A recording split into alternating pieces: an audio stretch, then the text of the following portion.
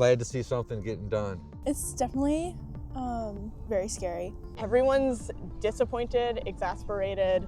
I think that there's a larger plan that he has in mind. What do Americans make of 2026?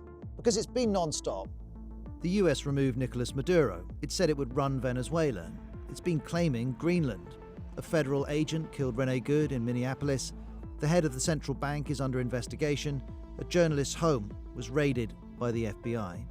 How America acts and how it's governed are changing. Norms are being broken. And I do think Trump's crossing some lines. That's interesting. So you think he's, but are you comfortable with him crossing those lines, or you just think? I'm comfortable with him crossing some lines. Because sometimes you have to get things done. You have to break an egg to make an omelet. I didn't predict Venezuela. I mean, it's very upsetting, especially as someone who is studying history, to see this blatant act of imperialism. But what about the counter-argument from the Trump administration, which is that this was an appropriate intervention to make this part of the world more secure for America? What I think is that people of whatever country it is should, be able to determine who is ruling their country. One poll found only 35% of Americans approve of the US running Venezuela. Another poll found just 30% approve of using federal funds to buy Greenland. Only 14% support using military force, though both of those options now appear off the table. Then overall, there's President Trump's approval rating. It's around 40%, similar to Joe Biden after a year and Trump in his first term, but much lower than Barack Obama and George W. Bush. Trump's approval rating is low, and since the spring, it hasn't moved much. It has been a remarkable 2 weeks in the United States. It's been a remarkably tumultuous year in the United States, but one thing that has been remarkably stable has been the president's approval rating. That stability rests, in part, on the fact that overall, most Republicans still approve of what they see. In all of this, I continue to see President Trump as someone who is willing to defend Americans. Some people around the world are quite shocked by how America has behaved in the last couple of weeks. The drumbeat of President Trump is that he is protecting America for Americans. And I think that people across the world who are clutching their pearls because President Trump is being bold in this way, have gotten too comfortable with America being the pocketbook for the world. Later this year, the midterm elections will offer Americans a chance to make their feelings known.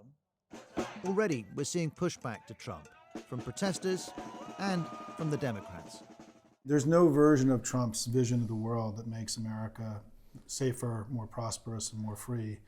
And that, those of us who disagree with what he's trying to do need to organize ourselves more to counter what he's doing. How do you explain the response that we're seeing? Because some might say that it's been surprisingly low-key, given the strength of feeling that we know some Americans have. Well, I agree with that. I don't think that what we call our pro-democracy movement here in America has not found its stride. I think that, people never thought something like this could happen here. And I think that there has been, we have been slow to awaken as a nation. Polling suggests that some issues impact voters' view of Trump more than others. And they're not necessarily the ones that have demanded attention these past few weeks.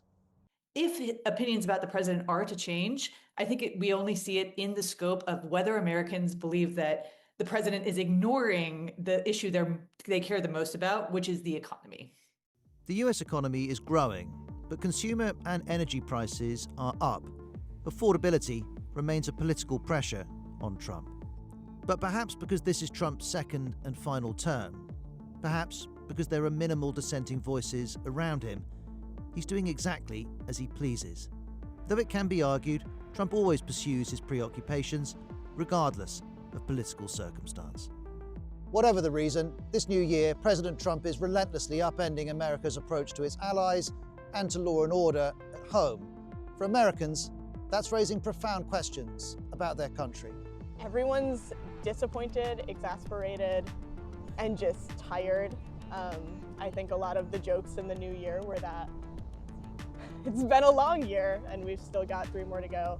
I trust him as leader, and I trust that our country has prevailed, and we've been through a lot, and we'll continue to work through it.